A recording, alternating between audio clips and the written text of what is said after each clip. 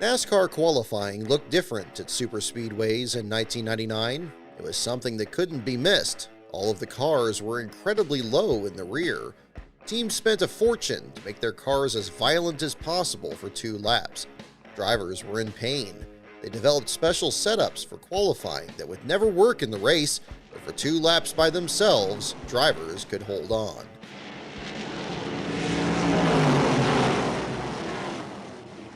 By 1997, NASCAR teams had developed a new way to go faster at superspeedways.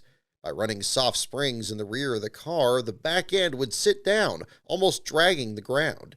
Doing this allowed the rear spoiler to get out of the air, reducing the area of low pressure behind the cars and decreasing aerodynamic drag. NASCAR inspectors tried to prevent this. During inspection for the 1997 Daytona 500, officials attached 75 pounds of weight to both sides of the rear to simulate 150 pounds of rear downforce. That is being called affectionately the room of doom. Now what that means is that's where they will lower the 75-pound weights on the left and right rear of the car to see if the car will actually flex or squat. It's only allowed to squat 3/8 of an inch, or else you go back and put separate springs in it. For Talladega 2 months later, NASCAR eliminated the weight test now that teams were using no-rebound shock absorbers to keep the rear low. The shocks were built in a way that when a car hit a bump, the shock would compress and hold down the rear. The fluid inside would bleed slowly, so that the shock wouldn't rise back to legal levels until the car was on pit road. The effect was visible on the speed charts. In 1997, the pole speed for the Daytona 500 was 189 miles per hour. A year later, it rose to 192. Teams were spending a fortune developing setups that would only be used for 2 laps. NASCAR looked to stop it. At Talladega in April 1998, NASCAR declined to make rule changes for Cup, but created a rule for the Busch Series that the shocks used in qualifying must also be used in the race. Well, look at those rear tires and how they're stuck up in that quarter panel as they're going down the backstretch, and the back end is sunk down so much. Look at that tire all the way up in that quarter panel. Now, are these cars bottoming out more than they usually do, and we're seeing it only because it's night, or is this something that is a little different than usual? I think that we're just seeing it at night. I think they do it all the time, but we're really seeing it tonight. Pretty awesome. The way we drove these cars around here with dragging the racetrack is one and two is just a bear to drive, and 3 and 4 is not too awful bad, but 1 and 2 is just awful to drive through there, bottoming out and up and down the racetrack. Is jumping all over the place. It's pretty tough. We could see the sparks coming from your car, and that does upset the car, obviously. Well, it does. You got to get down on that racetrack to go fast. Beyond the money it cost teams, drivers were dreading time trials at superspeedways. Never had they driven such violent cars. With practically no suspension, each bump at 190 miles per hour was transferred to the driver. Some wore kidney belts to protect their organs. Others wore a mouthpiece to protect their teeth. Wally Dallenbach said, quote, "It's like riding on a buckboard down the railroad tracks at 190 miles per hour. It's terrible. It's not so bad when you're going in a straight line, but when you go down into 1 and 2 and hit those bumps, it's very hard to stay on top of your car." Ted Musgrave said, quote, "It feels like someone's underneath you with a sledgehammer, pounding on the bottom of your seat." From a crew perspective, Larry McReynolds said, quote, "We're holding the cars down so hard that when drivers talk to us on the radio, their voices are quivering. They can't read the gauges on the dash because the car is bouncing so hard. You think that something that drove that harsh would not be fast, but it is. The harsher you can make it, the faster it goes."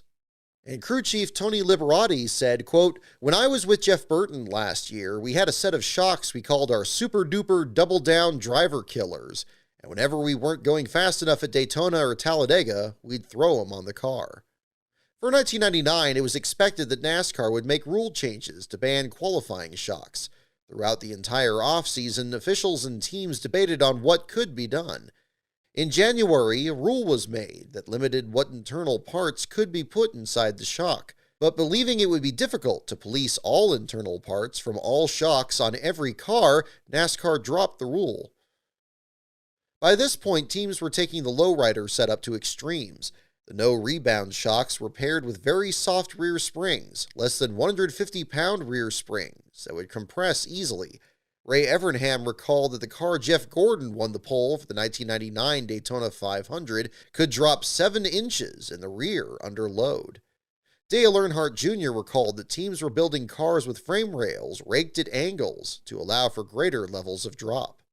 So to make qualifying, so we rolled out, and I had this set of shocks in the trailer that had a lot of bleed, but it had a lot of rebound in it. And I put them on. We qualified in top 5. It was good. But what we wound up doing after that is you'd make a run, and you would put a groove in the tube, so when it started to extend back out, trying to get to its ride height, it wouldn't move. When it finally got to that groove, then it had bleed in it, and then it would pop up. Like you'd sit on pit road, and the car would come in like this, like on the tailpipes, Yep. right? And you'd be sitting there smiling, say, watch, and you watch, and all of a sudden the car would sit there, and all of a sudden it goes, whoop, and it'd pop up just like that. Oh, it was perfect. It underscored one of the biggest technological evolutions in NASCAR in the 90s. Not only at superspeedways, but teams have been developing shock absorber technology to change the handling of cars. Ricky Rudd estimated that his team spent over $1 million per year on shock technology, a dedicated shock engineer, special parts, and a $40,000 shock dyno in the hauler. While shocks were important at all tracks, teams felt it was a massive waste of money for only 2 laps in qualifying. Team owner Bill Davis said, quote, "We all have to spend hundreds of thousands of dollars just for this one day of qualifying at restrictor plate races, and then the moment after you run, the crew starts taking everything off the car to change it over for the race. NASCAR talks about trying to save us money. Well, they could start right here, right now." By October 1999, it was expected that rules would be changed for the year 2000. Joe Nemechek won the pole at Talladega with a speed of 198.3 miles per hour, a 5-mile-per-hour increase over the last 2 years. Not only were the laps violent for drivers, but were now reaching a level that made NASCAR uncomfortable. 200 miles per hour was always believed to be the speed limit that insurance companies put on NASCAR before the rates would rise. Kenny Wallace said, quote, "We're up to 198. That's a little too close for the insurance companies. By making us run stiffer springs, I think they're going to reduce speeds by 5 miles per hour at least, but the cars will be more comfortable during qualifying." But while qualifying was a problem, proposed rules could apply to the race as well. Superspeedway races in 1999 were very competitive and exciting. Changing the rules could ruin a great product. One of the strongest opposed to the rule change was car owner Andy Petrie. He said, quote, "The rules we have right now for Daytona and Talladega are a mature rules package that people have learned to use, and it showed last Sunday. You saw how good the race was and how close qualifying is. Why would they want to change that? Maybe they don't like what they saw. But to me, to change the rules doesn't make a bit of sense. That was the best race I can remember ever at Talladega." Mike Skinner was also opposed to race rule changes, saying, quote, "What they're trying to do is take the real aggressive shocks and springs out of the qualifying picture. If they go further than that, go into how the cars race, I think they're going to mess up a good show." It was decided that at the 2000 Daytona 500, NASCAR would provide all 4 shock absorbers to teams so that all shock technology would be under control. These stock shocks would keep the cars off the ground. Dale Jarrett won the pole for the Daytona 500 at 191 miles per hour, 4 miles per hour slower than in 1999. As some had feared, the rules were for both qualifying and the race. Some teams hit the setup perfect, and others couldn't get their cars to handle with the new shocks. Most teams struggled with cars that didn't want to turn. After the Twin 125s, Dale Earnhardt was outraged at how the new rule had taken away the ability for teams to build the cars they wanted. That's the worst racing I've seen at Daytona in a long, long time. They took NASCAR West Cup racing and made it some of the sorriest racing, took racing out of the drivers and the crew's hands.